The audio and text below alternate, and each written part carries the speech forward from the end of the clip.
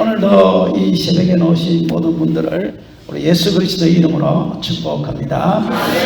우리가 오늘은 이제 창세기 7째 날까지 마지막 타임인데요. 첫째 날은 우리가 잘 아시는 대로 하나님께서 빛을 주셨지요. 그래서 저와 여러분도 다 심령 가운데 또 가정 가운데 또 교회 가운데 날마다 예수 빛이 살아 숨쉬게 하는 그런 놀라운 심령들이 되면 좋겠습니다. 둘째 날은 하나님이 하늘과 땅을 하늘 궁창과 하늘 아래의 궁창을 나누듯이 우리의 삶을 하나님의 것과 내 것을 분리시킵니다. 그래서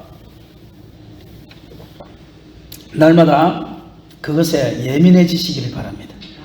이것이 하나님이 주신 생각인지 혹은 내 생각인지 또 이것이 하나님의 뜻인지 또 내 고집인지 이것에 대하여 내가 날마다 예민해지기 시작하면 처음에는 변화가 내 고집을 끊지 못하기 때문에 오래 갑니다.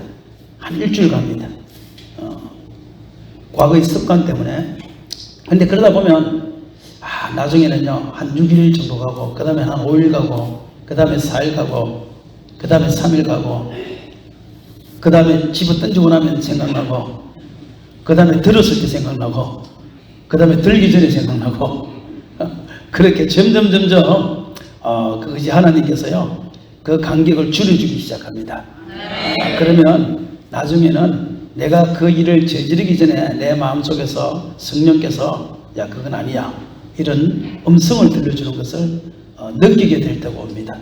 그래서 지금부터라도 꼭 그 훈련을 하시기를 바랍니다. 그리고 나면 하나님께서 드러나게 하라 드러나라 부활이지요. 땅아 솟아올라라 하듯이 솟아오르지요. 그와 같이 예수 그리스도의 삶에서는 십자가에 죽으신 예수님께서 부활하신 것을 이야기한다면 저와 여러분이 첫째 날 영이 살아나지만 셋째 날이 오면은 하나님께서는 심령을 회복시켜 주십니다. 그동안 사람들에게 억눌렸던 것 열등감 때문에 또 물질이 없어서 또 나무 집 새빵 사는 것 때문에 또 자식이 공부 못하는 것 때문에 그렇게 억눌려서 한 맺힌 그런 삶을 살았는데 그것이요 하나님께서 심령을 솟아오르게 하셔서 회복되게 해주십니다. 그리고 첫 번째 심령이 회복되면 마지막 주님 다시 오실 때 그때 우리의 육체가 부활하듯이 그때부터 하나님께서는 가만히 계신 하나님이 아니고 하나님께서 물질도 회복시켜 주시고 가정도 자녀도 우리 삶도 모든 것을요 감사의 조건으로 하나님께서 만들어주기 시작해요. 그것이 점점 많아지는 거예요. 그래서 신앙생활 하다 보면 항상 기뻐라 범사에 감사라 쉬지 말고 기도하라 그러잖아요. 그러니까 하다 보면 그것이 나중에 정말 감사할 조건이 있어서 감사하는 것이 아니고 그냥 내 속에서 감사가 솟아오르는 것을 느끼게 됩니다.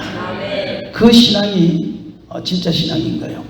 그리고 나면 그때부터 하나님께서 나를 하늘의 해와 달과 별처럼 직분을 맡기시고 또 빛이 나게 하시고 그것이 비록 크게 아니라더라도 내가 있는 그곳에서 하나님께서 빛을 비추는 낮엔 해처럼 밤엔 달처럼 빛을 비추는 그러한 삶으로 하나님께서 점점 만들어주기 시작합니다. 처음에는 내 주위에부터.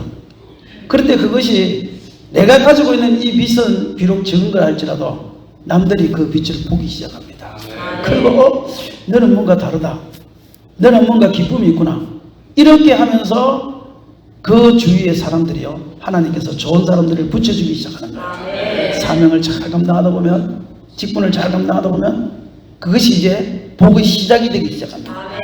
저 같은 경우도 마찬가지죠. 저는 제주도 조그만한 골짜기에 그것도 교회도 조그만한 교회에 그렇게 저는 또 전문 부흥 강사가 아니지 않습니까? 그냥 저는 10년 동안 제주도에 있으면서 한 번도 나와서 저는 설교를 해본 적이 없어요.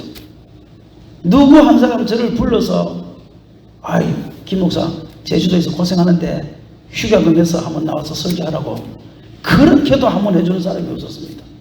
동기도 한번 그렇게 해준 적 없었고요. 친구도 그런 적이 없었습니다.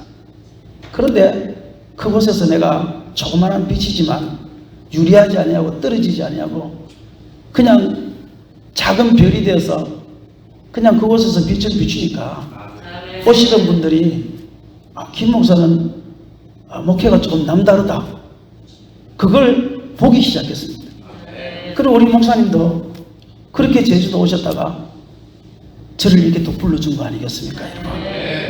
제가 목사님보다 빛이 크기 때문에 불러준 것이 아니고 그냥 제주도에서 저 시골에서 조그만하게 있는 그곳에서 갇혀서 20년 동안 있음에도 불구하고 어떻게 저렇게 목회를 할 수 있을까?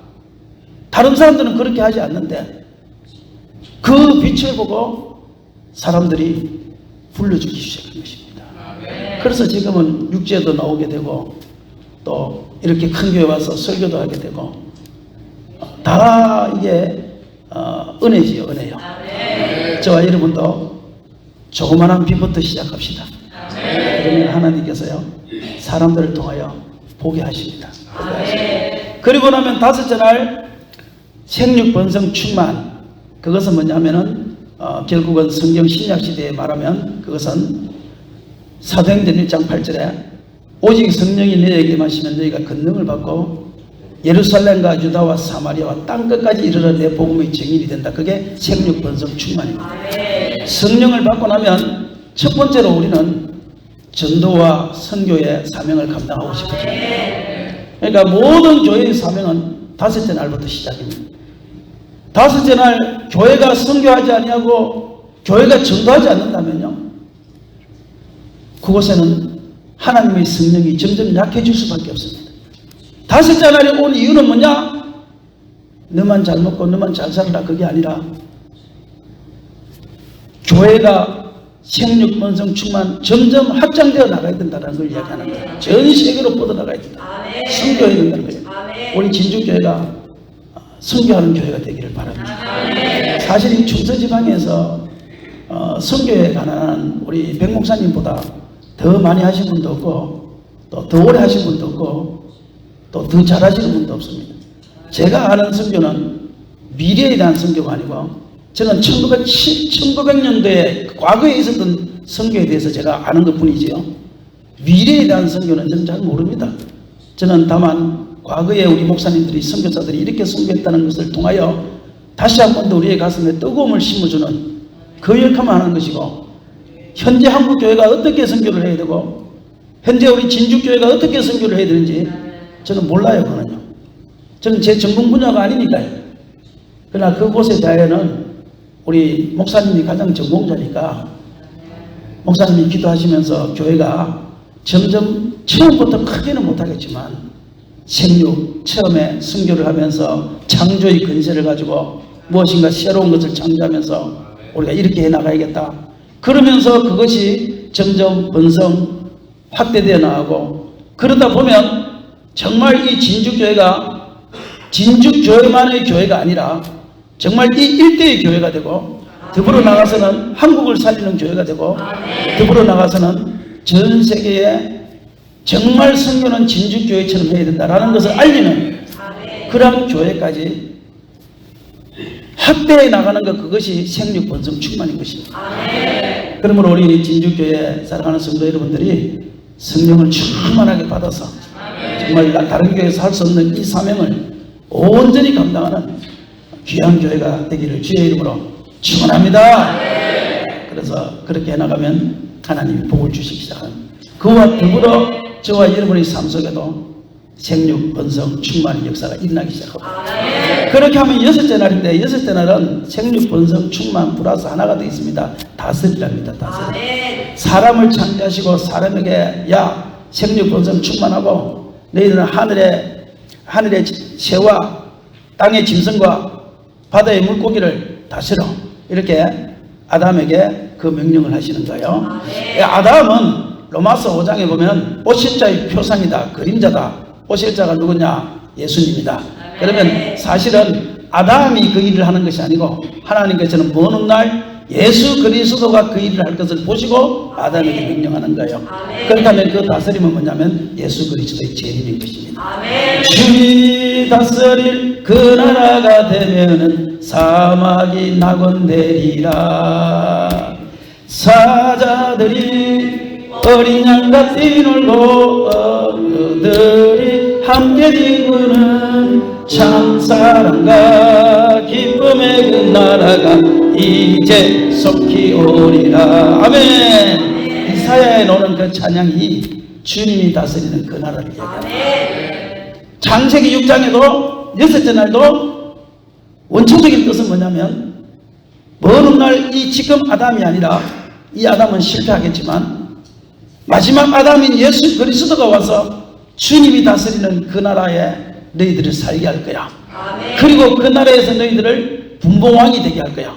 아멘. 그때까지 생력 번성 충만해. 주님 그걸 이야기하는 것입니다. 아멘. 그리고 그때는 예수님께서 초림 때는 주님께서는 십자가에 달려 죽는 어린 양처럼 오셨지만 재림의 주로 오실 때는 다스리는 근세를 가지고 하늘의 모든 것과 땅의 모든 것과 바다의 모든 것을 다스리는 근세를 가지고 그때는 재림하실 것이다. 그리고 모든 인류를 다 심판하실 것이다. 그걸 여섯째 날 이야기하는 것입니다. 그래서 우리 성결교단이 폐쇄될 때요, 어떻게 해서 일제시대에 폐쇄된 줄 아십니까? 신사참배 때문에 폐쇄된 게 아니고요, 일본 천황이 주님께서 재림하실 때에 심판받냐? 예수님이 우리 사중복음이 재림이 있지 않습니까? 중생성결 신유 재림. 그러면 재림하면 모든 이 세상 사람들이 다 심판받는다고 그러는데 그때 우리 일본 천황도 심판받냐? 그러니까 우리 성결교단은 심판받습니다. 야, 천황이 어떻게 심판받냐? 천황은 심판받을 수 없어. 그러니까 주님이 다스리는 그 나라에 같으면 천황도 다 심판받게 되어 있습니다. 이걸 성결교단이 계속 주장하다가 그것 때문에 폐쇄가 된 거예요, 교회가요. 그러니까 우리 성결교단은 절대 주님 재림 사상을 잊어버리면 안 됩니다. 우리 주님 재림하십니다. 그리고 저와 여러분이 했던 그 모든 수고에 대하여 주님께서는 보상하여 주시고 축복하여 주시고 그렇게 하는 날이 반드시 온다. 그걸 여섯째 날이 이야기하는 것입니다. 그리고 일곱째 날은 안식입니다. 평강을 준다. 그게 바로 영원한 하나님의 나라입니다. 영원한 안식은 주님의 나라에 있습니다. 그러나 중요한 것은 그것은 나중에 주님이 하실 일이고, 그러면 그때까지 우리는 그냥 가만히 손 놓고 있느냐? 아니야. 그때까지 너희는 생명 번성 충만해. 그리고 너희에게 내가 여섯째 날에 근세를 줄게. 그것이 뭡니까? 마태복음 28장에 하늘과 땅의 모든 근세를 내게 주셨으니 너희는 가서 아버지와 아들과 성령의 이름으로 세례를 베풀라. 하늘과 땅의 모든 근세를 가지고 있는 예수님께서 그 근세를 우리에게 준다는 것. 너희가 다스리라는 것. 저와 여러분이 이 근세를 받으시길 바랍니다. 그러면 3대 다스림, 하늘의 공중의 새와 땅의 짐승과 바다의 물고기가 뭡니까? 라고 이렇게 묻는다면 우리가 성경으로 볼 때 하나님께서, 예수님께서 오셔서 새를 비유할 때 이게 마귀나 귀신을 비유할 때가 많아요. 씨 뿌리는 비유에서도 새가 와서 먹어버렸고 그 새는 마귀 귀신이라고 성경이 분명히 말하고 있고요. 그렇기 때문에 성경에서 공중의 새를 이야기할 때 이것은 공중 근세를 이야기할 때가 많습니다. 하나님께서 우리에게 공중의 새를 다스리라 그럴 때 주님께서는 우리에게 먼 날 하나님이 다스릴 그 근세를 우리에게 주신다는 거예요. 그래서 우리가 예수 이름으로 선포하면 원수마귀 사단이가 떠나가고 결박되는 역사를 주님께서 우리에게 허락하신다. 그것이 공중의 새를 다스리는 근세입니다. 저와 여러분이 이 근세를 주님 앞에 받읍시다. 그래서 어떤 가정이나 또 누구에게 귀신이 역사하면 나사렛 예수 이름으로 명하노니 그 속의 역사는 어둠의 근세는 떠나갈지어다. 기도하면서 떠나가는 역사들이 생겨야 됩니다. 우리는 하나님의 능력을 내만 가지고 있는 것이 아니라 그것을 나누어 줄 수 있는 능력을 받아야 됩니다. 그래서 오늘 여기 있는 모든 분들이 기도하실 때마다 하나님 나에게 다스리는 권세를 주세요. 그래서 원수마귀 사단을 내가 예수 이름으로 명령할 때 그 귀신이 떠나가게 하여 주시고 그 기도를 하시기를 바랍니다. 우리 주님이 하늘과 땅의 모든 권세를 내게 주셨으니 너희는 가라 이 말할 때는 내게 있는 그 권세를 너희에게 나누어 주겠다. 다 성령 받고 그 권세를 받으시기를 바랍니다. 두 번째 땅의 짐승이 뭐냐면 땅의 짐승은 에스겔서나 예레미야서에 보면 땅의 심성을 이야기할 때 황폐화된 사람의 심령을 이야기할 때가 많습니다. 저도 그것이라고 생각합니다. 오늘날 사람들을 보면서 짐승 같다 그러잖아요. 야, 사람이 어떻게 짐승 같으냐 이러잖아요. 그게 뭐냐면 심령이 황폐화됐다는 거예요. 자식들이 부모를 부모로 보지 못하는 건 전부 다 심령이 황폐화된 것입니다. 돈 때문에 사람을 죽이는 건 전부 다 심령이 황폐화된 것입니다. 오늘날 모든 사람의 심령, 예수를 모르는 모든 사람의 심령이 황폐되어 있는데 그 황폐된 심령, 땅의 짐승 같은 그 심령 속에 그 심령을 다스리는 능력을 우리에게 주시겠다는 거예요. 그런데 제가 목회를 하면서 경험한 것이 있습니다. 공중의 권세 잡은 이 마귀가 사람 속에 역사할 때는 예수 이름으로 예수 보혈로 기도하면 떠나갑니다. 그런데 황폐한 심령을 다스리는 방법이 나사렛 예수 이름으로 떠나가라 이래가지고 절대 안 떠나갑니다. 여러분. 물론 예수의 이름은 필수적으로 어떤 부인이요 열심히 교회 와서 새벽 예배를 기도를 하는데 그날은 기도를 좀 과하게 했나 봐요. 오늘 여보 오래 하지 마시고 일찍 돌아가시기를 바랍니다. 남편이 출근을 해야 되는데 밥을 차려줘야 되는데 그 시간까지 돌아오지를 않았습니다.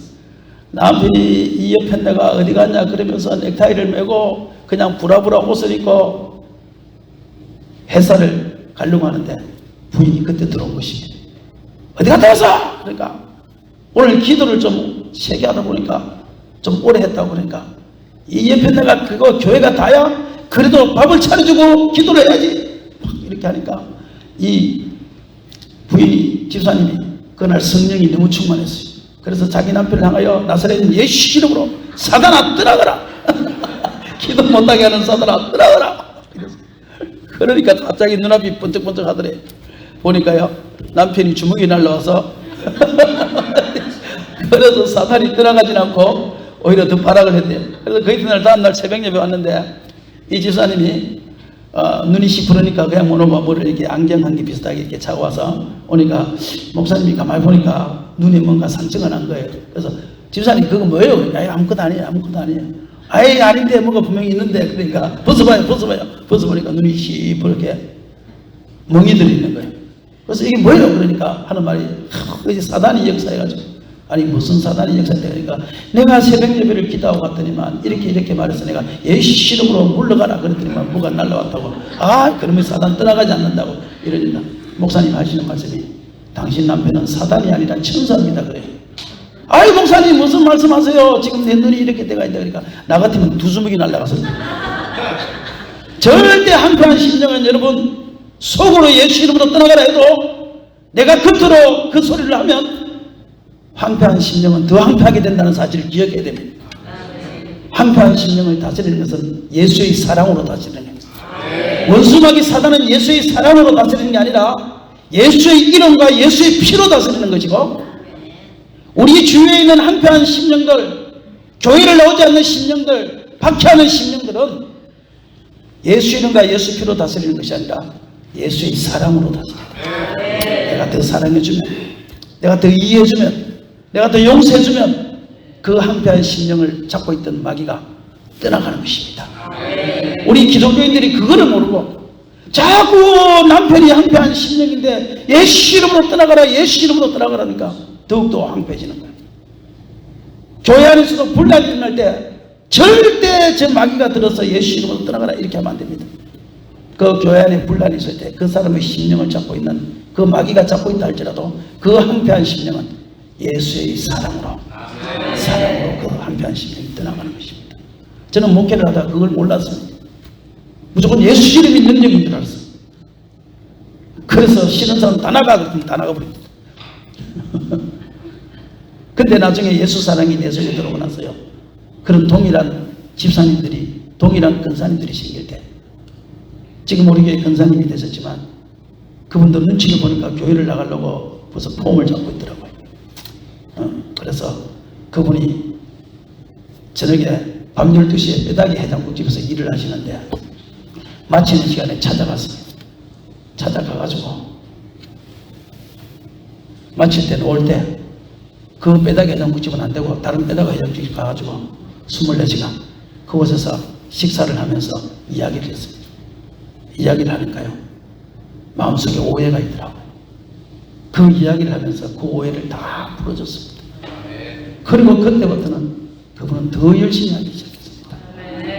여러분, 사람의 항폐한 심령, 땅에 짐승 같은 심령은 예수 이름으로 외친다고 떠나가는 것이 아니고 사랑으로 그 사람을 이해해주고 불쌍히 여겨주고 그리고 눈물 흘려서 내가 그 사람 모르게 기도해줄 때 그때 그거를 사로잡고 있는 항폐한 심령은 떠나간다는 사실을 분명히 기억하죠. 세 번째, 바다의 물고기입니다. 바다의 물고기는 뭘까? 저는 생각해보세요. 결국은 이것은 물질이라고 생각합니다. 왜냐하면 베드로가 낚시를 할 때 물고기 입에서 동전이 나왔고 그리고 153마리의 물고기를 낚았고 베드로가 물고기를 낚았을 때 그물이 찢어질 만큼 많은 하나님께서 물고기를 낚게 해주셨고 그런 걸 볼 때 제 나름대로는 이것이 물질의 복이겠구나 그렇게 생각했습니다. 예수 믿는 사람들은 하나님께서 지혜와 능력을 주셔서 물질의 복도 주신다는 사실을 기억하십시오. 그리고 그 물질의 복을 달라고 기도하십시오. 그리고 그것을 물질은 내가 다스리는 거지 물질은 내가 사용하는 거지 내가 물질의 종이 되면 안 된다는 사실을 반드시 기억하셔야 됩니다. 저도 어느 순간인가 돈을 만지기 시작하니까 물질을 점점 종이 되어 간다는 것을 제가 느꼈습니다. 그래서 저는 빚 없이만 살자 다짐을 하기 시작했습니다. 여러분, 하나님께서 우리에게 물질의 복을 주실 때 그 물질의 복을 누리지 않는다면 그 물질을 내가 다스리지 않는다면 그것은 하나님께서 다시 거두어 간다는 사실을 우리는 반드시 기억해야 됩니다. 다스려야 됩니다. 물질은 다스림의 대상이지 물질은 내가 복종의 대상이 아니라는 물질의 종이 되어서는 안 된다는 사실을 반드시 기억하셔서 저와 여러분이 하나님께서 물질의 복을 주실 때 그것을 잘 다스리고 누리십시오. 그러지 않으면 가나안 땅에 있던 이스라엘 백성들을 블레셋을 통해서 그 가나안의 축복을 하나님이 거두어 가듯이 언젠가 하나님께서는 당신에게 주셨던 물질의 복을 거두어 갈 날이 있을지도 모릅니다. 우리가 물질을 다 다스려서 저축할 것도 저축하시고 헌금할 건 헌금하시고 구제할 거는 구제하시고 선교할 거는 선교하시면서 그러면서 우리가 물질을 잘 다스리는 그러한 성도가 되기를 바랍니다. 그러면 일곱 잘나라는 안식의 복입니다. 그래서 예수 그리스도의 하나님 나라도 말하지만 우리가 물질을 다스리고 영을 다스리고 사랑과 사랑 관계를 유지하고 나면 그 다음부터는 하나님께서 우리 가운데 안식을 주시는 거예요. 히브리서 4장에 지나간 안식이 있습니다. 그게 안식일입니다. 안식일. 지나간 안식. 다가올 안식이 있습니다. 그것은 영원한 하늘나라입니다. 지금 우리가 들어가서 누려야 할 안식이 있습니다. 그것은 주님께서 우리 심령에 오셔서 우리에게 주시는 평안의 안식입니다. 주님께서 부활하신다면 평안할지다. 평안할지다. 오늘 많은 교인들이 교회 일을 하면서 직장 일을 하면서 쫓겨서 합니다. 그의 마음속에 안식이 없습니다. 평안이 없습니다. 기쁨이 없습니다. 만족이 없습니다. 저는 그런 신앙생활하면서 너무 많이 봅니다. 사랑하는 성도 여러분들이요, 수고하고 무거운 짐진 자들아 다 내게로 오라. 내가 너희를 쉬게 하리라. 주님은 우리에게 안식을 주기 위해서 오셨습니다. 제발 좀 안식을 누립시다. 기쁨을 누립시다. 저는요, 목사님들이 설교하는 것도 안식이 되어야 된다고 생각합니다. 장로님들이 봉사하는 것도 다 안식이 되어야 된다고 생각합니다. 어느 순간인가 그것이 나에게 안식이 되지 아니하고 그것이 무거운 짐이 되기 시작한다면 잠시 그것을 내려놓고 쉬어야 된다고 생각합니다. 하나님은 우리에게 안식을 주기 위해서 예수님을 오셨고 우리에게 직분을 주시는 것도 안식을 주기 위해서 오셨는데 왜 그것이 나에게 무거운 짐이 되어서 평안을 다 잃어버리고 가나안의 축복을 다 잃어버리고 그렇게 신앙생활을 하는지 저는 잘 이해가 안 됩니다. 저는 설교하는 것이 너무 좋습니다. 설교가 저한테 안식입니다. 저는 교회 생활하는 게 너무 좋습니다. 저는 설교 강당하는 것이 너무 좋습니다. 저는요, 이번에 끝나고 나면 또 수요일부터 또 선교팀이 옵니다. 51명이 와요. 학생들이 옵니다. 그러면 수, 목, 금, 토, 또 4일 동안 또 그 사람들하고 또 선교 강당을 또 해야 됩니다. 사람들이 피곤하지 않냐고 그럽니다. 저는 그 일이 너무 좋습니다.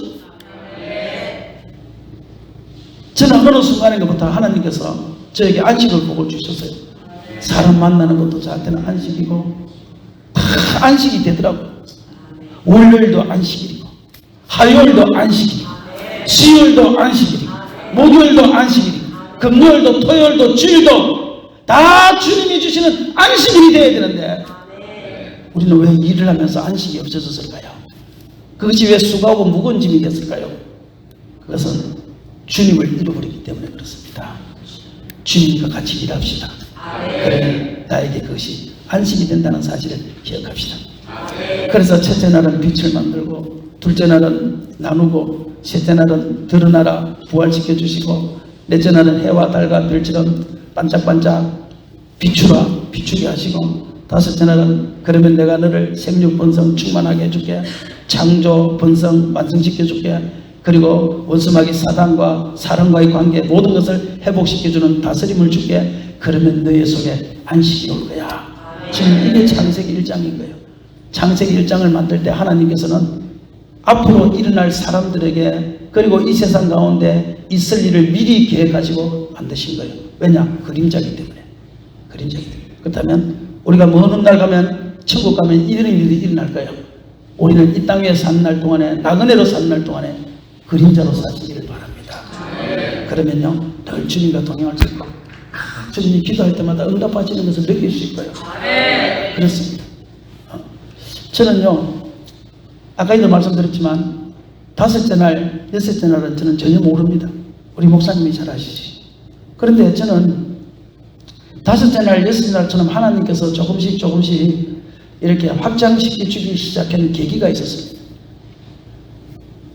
제가 어느 날 중국을 한 번씩 갔다 오고 이렇게 하는데, 중국에서 선교사한테 전화가 왔었어요. 전화가 와서 이렇게 이야기하더군요. 중국 신학생들 졸업반이 있는데 제주도를 한번 이렇게 관광시켜주면 좋겠다. 그리고 목사님이 제주도에서 좀 세미나를 해주면 좋겠다. 그래서 몇 박 며칠을 해주면 됩니까? 3박 4일을 해달래요. 그래서 알겠다고 그랬죠. 근데 저는 그 말이 무슨 뜻인 줄을 그때는 몰랐습니다. 나중에 알고 나서 보니까요, 신학생들이 비행기 상선 자기네들이 가져오는데 그 안에서 체류하는 3박 4일 기간 동안에 모든 경비는 목사님이 대주면 좋겠습니다. 그것이 갈로 열고 갈로 닫고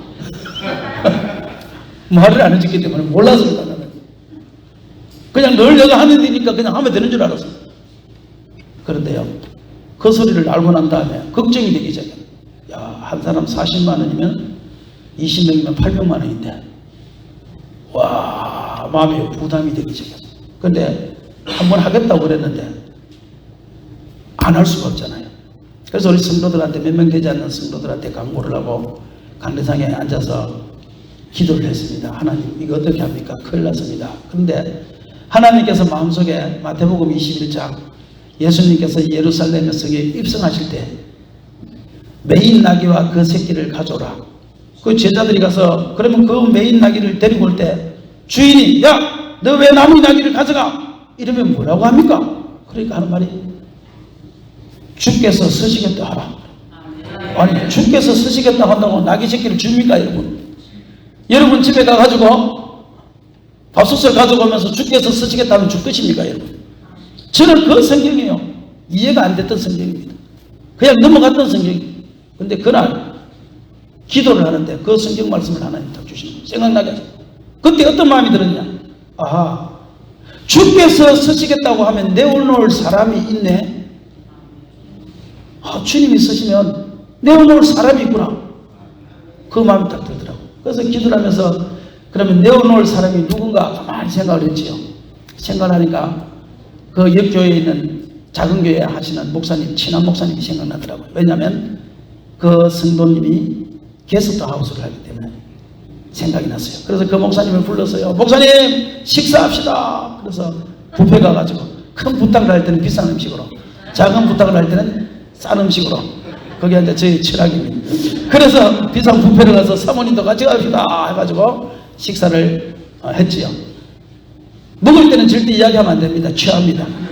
그러니까 다 먹고 난 다음에 커피를 마시면서, 목사님, 주께서 쓰시겠다면 내어놓아야 돼요, 말아야 돼요? 그러니까 목사님이 생각도 안 해보고, 주께서 쓰시겠다면 내어놓아야지요, 이러는 거예요. 맞지요? 그러면 맞대요. 그래서 목사님, 이런 일이 있는데, 목사님 집에 집사님 게스트하우스 하죠. 한대. 그러면 1년이 52주 아닙니까? 맞대. 그러면 51주는 집사님을 위해서 쓰고 한 주만 주님을 위해서 내놓으면 어떻겠습니까? 그러니까 목사님 맞잖아요. 머리를 끄덕끄덕 하시더라고. 그리고 나서 내가 이분 금요일 가서 이야기한대요. 그래서 금요일 가서 집사님 불러놓고 집사님 주께서 쓰시겠다면 내어놓아야 돼요 말아야 돼요 이렇게 물은 거예요. 그러니까 이 집사님한테 생각도 안 해보고 맨날 성경에서 주께서 쓰시겠다 하니까 이야기를 줬다는 그 이야기만 듣고 내어놔야지 이러는 거예요. 맞지요? 그러니까 맞대. 그래서 그러면 1년이 52주 아닙니까? 한 주만 우리 주님을 위해서 내놓읍시다. 그러니까 갑자기 안색이 딱 변하는 거예요. 남편한테 물어봐야 된대. 사실 여자분들이 남편한테 물어보고 결정하는 경우는 거의 없습니다. 그런데도 곤란하니까 남편한테 물어봐야 된대. 그래서 갔는데요. 남편하고 의논해서 답이 왔습니다. 내어놓겠다는 거예요. 아멘? 와, 제일 큰 방세가 제일 비싸잖아요. 방세의 문제가 해결이 된 것입니다. 그 다음에 또 기도를 하면서 생각했습니다. 주께서 쓰시겠다 할 때 내놓을 사람이 누군가 친한 사람부터 이야기해야 됩니다. 그렇죠? 그래서 가만히 생각해 보니까 어느 교회가 생각이 나요. 그래서 목사님 밥 먹으러 갑시다. 그래서 또 밥 먹. 이거는 큰 부탁이 아니라 작은 부탁이니까 좀 작은 밥을 사줬대요. 그래서 밥을 그냥 국밥을 먹으면서 그것도 먹을 때 이야기하면 큰일 납니다. 다 먹고 나서 이야기해요. 다 먹고 나서 자판기 커피를 마시면서 목사님 주께서 쓰시겠다면 어떻게 해야 돼요? 그러니까 이분도 생각도 안 해보고 내어놔야지 이러는 거예요. 맞지요? 그러니까 맞대. 그래서 이런 일이 있는데 목사님 한 끼 식사비만 내놓으세요. 그러니까 알았대요. 그럼 얼마냐? 100만 원. 저희 가서 의논해봐야 돼. 그러더니만 그 다음날 전화가 와서 목사님 100만 원 내놓게 됐다는 거예요. 그럼 또 아는 사람 찾아서 말하니까 50만 원. 그렇게 해서 돈이 점점 모이기 시작했는데요. 놀라운 사실은 그것은 빙산의 일각이었고요. 충서지방에 우리 지금 목사님이 있는 충서지방에서 제주도에 80명의 목회자와 사모님 오셨습니다. 오셨는데 제가 이제 관광을 이제 했거든요. 했는데 그때 이제 수요일 저녁 예배를 저보고 제주 선교에 대해서 설교를 해달라고 그래요. 그래서 제가 제목을 주께서 쓰시겠다 하라. 그래가지고 대한민국은 제주도는 대한민국 최초의 선교지입니다. 그리고 마지막 땅끝까지 선교할 수 있는 데는 제주도입니다. 왜냐하면 무비자로 중국이나 필리핀이나 모든 세계 각국에서 무비자로 와서 한 달을 있을 수 있는 데가 제주도입니다. 다른 지역은 못 가요. 서울도 못 가고 아무 데도 못 갑니다. 제주도만 올 수 있습니다. 그러다 보니까 모든 신학교의 교육을 마지막 교육을 제주도에서 시키고 있거든요. 그리고 지금도 중국에서 다 추방되면서 선교사들이 다 제주도로 지금 오고 있습니다. 그리고 그 아이들을 제주도로 불러들여요. 교육시키기 위하여. 왜? 무비자이기 때문에. 그러니까 마지막 땅끝까지 복음을 전할 수 있는 지역은 제주도입니다. 그래서 그 이야기를 하면서 주께서 쓰시겠다고 그랬대요. 내어놓을 수 있는 목사님들이 되면 좋겠습니다. 그렇게 설교를 하니까 좀 더 아멘 아멘 하고 끝났습니다. 끝나고 나니까 그날 저는요 두 번 다시 과거에도 없었고 현재에도 없고 앞으로 장차 없을 그러한 사례비를 제가 받았어요. 30분 설교하고 200만 원을 받았어요. 와, 안 놀라시는군요. 여러분은 많이 받아보셨군요. 경비 남은 거를 다 주고 가신 거예요. 경비가 남은 거. 그거는 저를 준 게 아니지요. 우리 돈 내놓겠다 그 소리지요. 그리고 목사님들이 또 큰 교회 목사님들이 몇 분 계시잖아요. 오셔가지고 목사님 그 다음부터 그런 일 있으면 자기한테 연락을 해요. 그럼 자기네들도 돕겠대요. 그리고 그 자리에 오셨던 한 분 목사님이요. 목사님 혹시 부흥회 해봤어요? 그래요. 부흥회 해본 적이 없어요. 그러다 거기서 해봤죠. 내 부흥회 잘합니다. 막 이렇게 큰 소리를 치고. 그래서 생전 처음 부흥회를 충서지방에 온 것이. 큰 소리를 치고. 저는 전문적인 부흥을 해본 적이 없어요. 그냥 차 안에서만 이렇게 했지. 그러니까 또 우리 목사님이 또 저를 불러주셔가지고. 그래서 그 이후로는 이제 부흥회를 좀 다니기 시작했는데, 어쨌든 주께서 쓰시겠다 할 때 내가 내어놓겠다라는 생각을 가지고 선교사들 내가 도와야지. 그 마음을 가지고 저는 성경에서 아무것도 모르니까요. 어쩔 수 없이 떠밀려서 했는데 그 일이 저한테는 축복의 통로가 되기 시작했습니다. 하나님은요, 선교하는 것을 기뻐하시고 너무 좋아하신다는 것을 제가 그때 알게 됐어요. 그러면서 그 일을요, 지금까지 한 6년 됐는데 6년 동안 매해 하고 있는 것, 매년 우리가 그 일을 감당하고 있습니다. 할렐루야. 하나님이 점점 확장시켜 주셔서 지난 11월 달에는 러시아 고려인들 23명을 초청해서 제주도에서 그 사람들을 관광시켜 주고요. 또 지난주에는 작은 교회 성도들 초청해가지고 제주도에서 또 관광시켜 줄 거예요. 어제 그저께는 또 한 목사님한테 전화가 왔어요. 제가 이제 부흥회를 갔던 교회인데, 작은 교회인데, 목사님 그래요. 목사님, 작은 교회 목사님들 그분들을 한 20명을 초청해서 제주도에서 세미나도 하고 관광시키면 어떻게 했냐고. 아, 좋지요. 그러니까 뭐 그거 하는 게 좋지요. 문제는 돈이잖아요, 그잖아요. 그래서 아, 좋지요. 그러니까 그분이 하시는 말씀이 자기가 300을 내놓겠대요.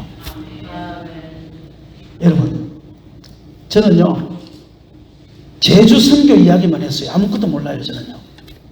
그런데 하나님께서 그 제주도에서 작은 별이 되어서 그냥 내가 하는 그 일에 내가 열심히 하고 있었더니만요, 주님께서는 확장시켜 주시고 다스림의 근세를 주시고, 그래서 지금 얼마나 제가 많은 사람들을 알게 됐는지요, 얼마나 많은 사람들을 하나님께서 만남의 축복을 주셨는지요. 10년 동안은 아는 사람 아무도 없었는데 하나님께서 만남도 확장시켜 주시고 사역도 확장시켜 주시고, 그리고 지금 여기까지 왔습니다. 여러분이 볼 때는 사실은 별 볼 일 없는 작은 일이겠지만요, 저는 지나간 20년 동안 한 번도 해보지 못한, 경험해보지 못한 일을 저는 하고 있는 거예요. 하나님의 은혜고 하나님의 축복이고, 저는 계속적으로 저는 이 일이 우리 교회를 통해서 확장될 것이라고 저는 생각하고, 그래서 해마다 선교지에 한 교회씩 계속 지금 늘어서 지금 우리가 중국에다가 열린문 교회를 하나 개척을 했고, 그 다음에 작년 1월 달에 캄보디아에 우리 전도사를 파송을 해서 캄보디아 선교사로 한 사람이 가 있고요. 그리고 하나씩 계속 해마다 한 선교지씩 늘어서 지금 우리가 9교회 지금 다 합쳐서 9군데를 지금 선교하고 있는 그런 교회가 됐고, 제가 생각하기로는 아마 작은 교회 중에서는 우리 교회가 제일 많은 선교를 하고 있지 않을까, 아마 그렇게 생각을 해봅니다. 오늘 결론 짓습니다. 사랑하는 성도 여러분, 결국 창세기 1장의 결론은 뭐냐면 하나님께서 안식을 주시는데 결국은 6째 날이 결론인 것입니다. 생육 번성 충만이라. 교회가 너네 교회만 확장시키는 것이 아니고 이 동네로 확장시켜 나가고 전 세계로 너네 교회를 통하여 선교의 사명을 감당하라. 이것이 하나님이 주시는 결론입니다. 그러면 내가 너에게 3대 근세를 줄게. 너가 하는 일에 복을 줄게. 의심하게 사단이 굴복하게 만들어주고, 사람들이 심령이 너 앞으로 와서 정말 너를 좋아하는 사람으로 만들어주고, 주께로 돌아오는 영혼들을 만들어주고, 그리고 너에게 물질의 복도 부어줄게. 이것이 창세기 1장의 결론인 것입니다. 오늘 저와 여러분이 마음에 결단합시다. 내가 조금이라도, 한 달에 10,000원이라도, 아이들은 한 달에 1,000원이라도 내가 선교하면서 살겠다. 그런 마음을 작정하시고 마음에 가진다면, 우리 목사님이 선교에 대한 전문가니까 좋은 것을 창조하셔서 더 좋은, 적은 돈이지만 그것이 더 효과적으로, 많은 목사님들이 교회에 많은 선교기를 해도 효과가 없는 선교를 하는 경우가 많습니다. 적은 돈을 가지고 큰 효과를 낼 수 있는 그거를 찾아내는 것이 창조의 근시인 것입니다. 그런 교회가 되기를 주의 이름으로 축원합니다. 교회뿐만 아니라 가정도 개인도 다 생육 번성 충만의 역사가 일어나기를 주의 이름으로 축원합니다. 우리 한번 기도합니다. 오늘은 주기도문으로 마치지 않고 그냥 통성기도 하시다가 자연스럽게 우리가 돌아가시면 좋겠습니다. 우리가 다 같이 찬송 한번 하고 갈까요? 그냥 하기가 좀 그런데 내구주 예수를 한번 합시다. 내구주 예수를 더욱 사랑. 314장입니다. 314장.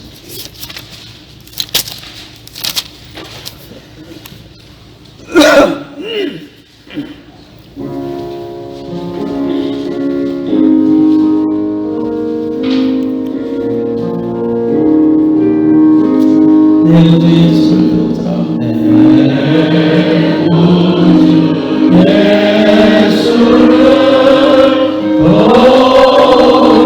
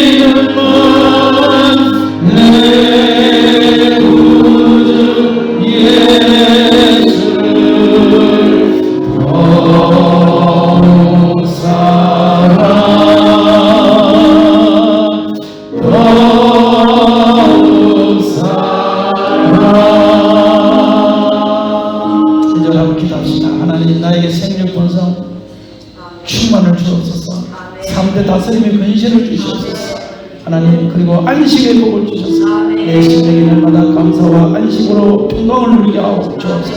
우리 주여 새 몸으로 기도합니다. 주여! 주여!